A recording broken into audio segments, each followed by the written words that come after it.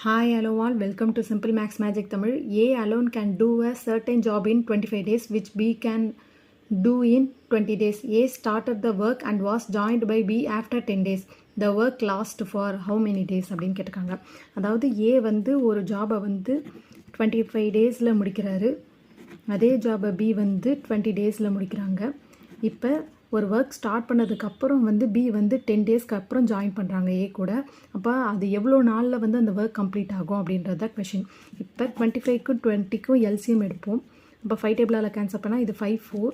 அப்போ 25 × 4 வந்து 100 தான் எல்சிஎம்.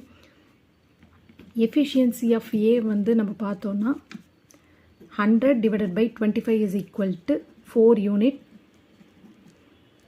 அதே efficiency of B is equal to 100 / 20 is equal to 5 unit. இப்போ ரிமைனிங் டேஸை வந்து நம்ம எக்ஸ்ன்னு வச்சுப்போம்.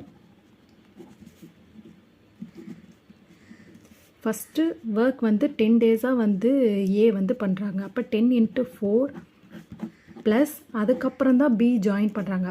அப்போ எவ்வளோ டேஸ்க்கு இன்னும் வந்து அவங்க ஒர்க் பண்ணுவாங்கன்னு தெரியாது, அதனால் அதை எக்ஸ்ன்னு வச்சுப்போம். 4x + 5x is equal to the total unit வந்து 100 யூனிட் ஆஃப் ஒர்க்.